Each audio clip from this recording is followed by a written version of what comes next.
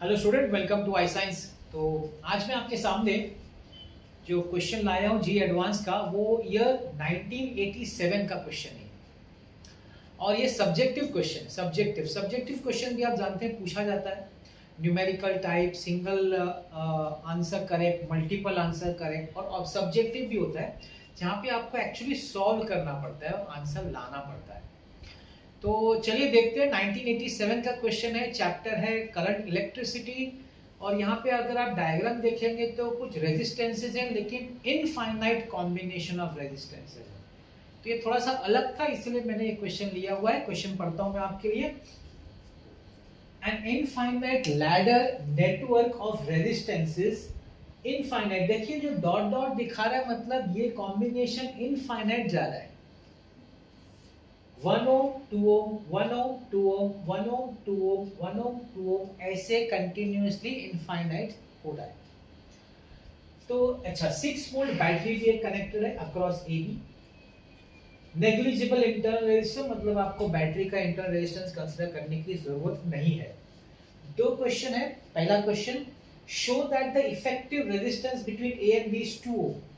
मतलब इन सब का रेजिस्टेंस मिला के, जो इनफाइनाइट रेजिस्टेंस है, इन सब का मिला के जो इक्विवेलेंट रेजिस्टेंस होगा बिटवीन ए एंड बी, हमको प्रूव करना है कि वो 2 ओम होगा। और दूसरा क्वेश्चन है, what is the current that passes through the 2 ohm resistance nearest to the battery. Battery से सबसे क्लोजेस्ट जो है, सबसे क्लोजेस्ट ये वाला 2 ओम।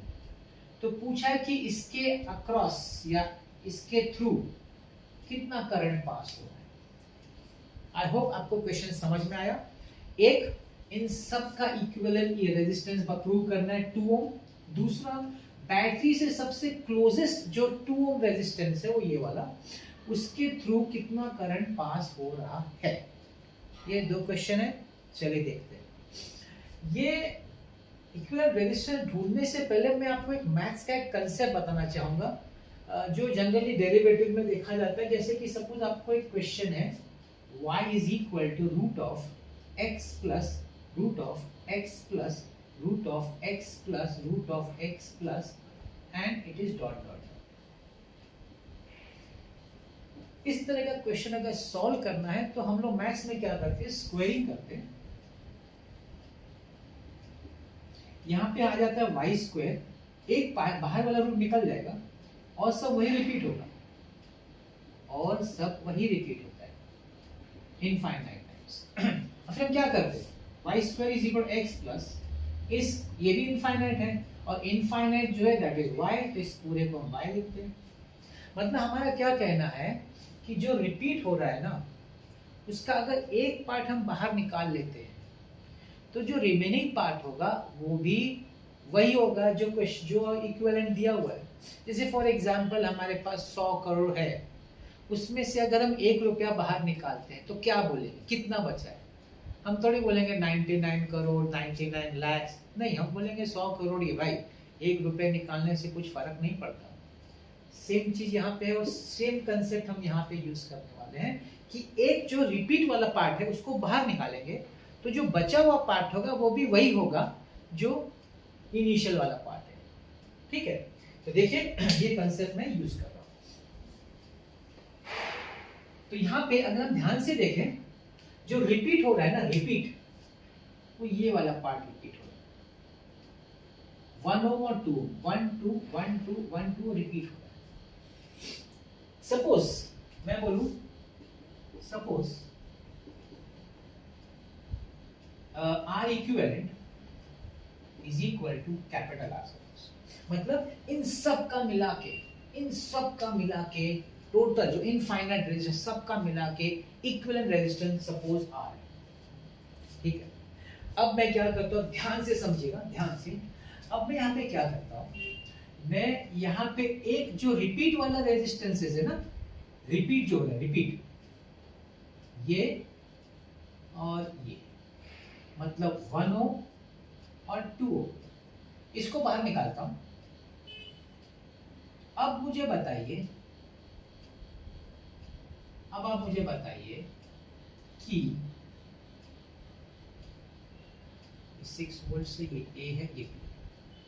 मैंने एक जो रिपीटर निकाल दिया, जो बच गया, इनफाइनाइट जो बच गया, उसका इक्विवेलेंट कितना होगा? उसका इक्विवेलेंट वही होगा जो इनिशियल इक्विवेलेंट है, मतलब ये भी आर ही होगा। Get this point? यही इसका इस पूरे क्वेश्चन का जो ट्रिक है ना, वो यही पर है। अगर सबका मिला के इक्विवेलेंट आर है, जो रिपीट हो रहा है, अगर उतना से एक पार्ट मैंने बाहर निकाला तो भी मेरा इनफाइनाइट ही बचता है। और इनफाइनाइट का जो कॉम्बिनेशन है उसका हम लोग पहले ही बोल चुके हैं, उसका सपोज इक्विवेलेंट रेजिस्टेंस आर है, तो जो बच गया उसका इक्विवेलेंट रेजिस्टेंस भी आर ही होगा।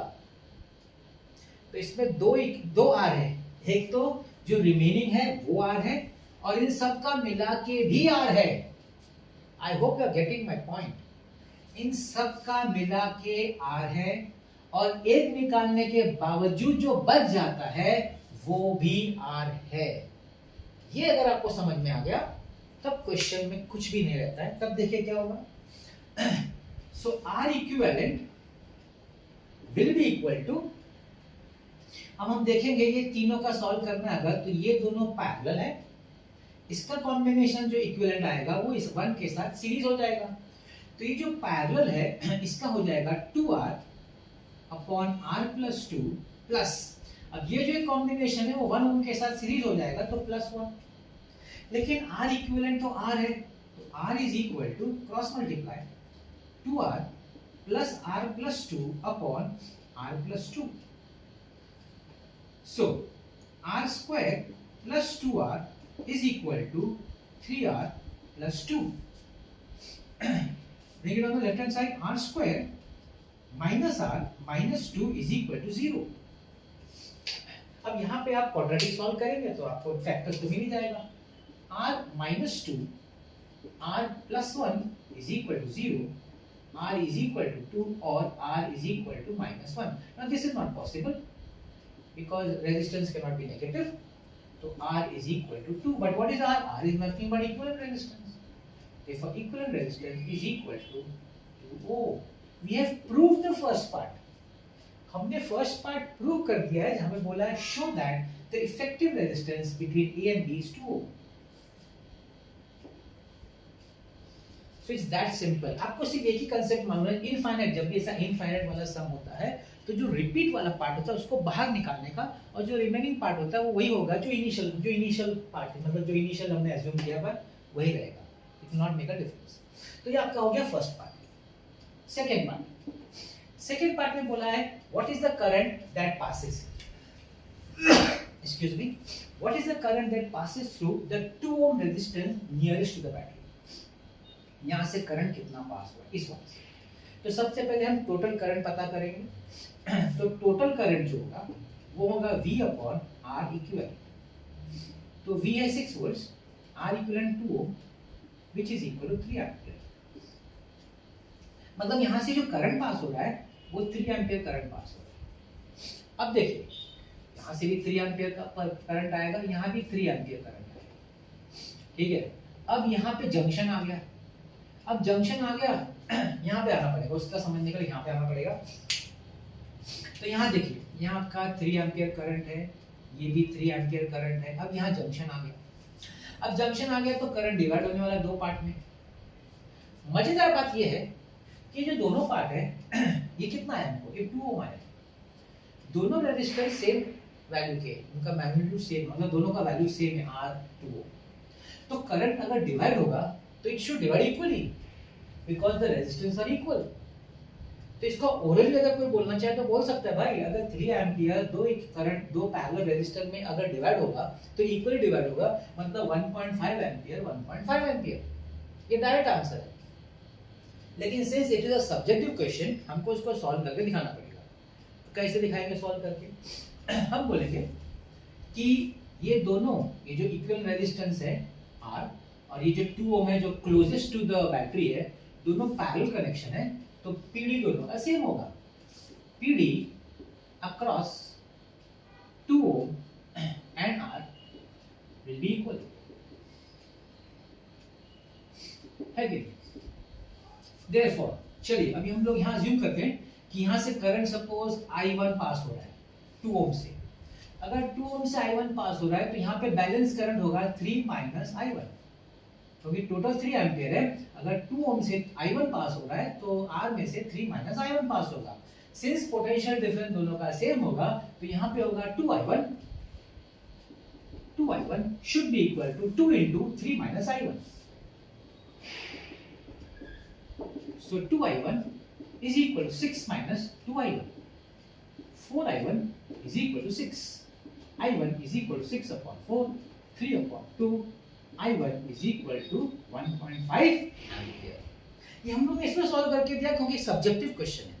नहीं तो ऑब्जेक्टिवली देखा जाए, अगर एमसीक्यू डायरेक्टली आपको सिर्फ आंसर टिक करना हो तो डायरेक्टली बोल सकते हैं इक्वल पार्ट इक्वल रेजिस्टेंस होने की वजह से करंट भी इक्वली डिवाइड हो।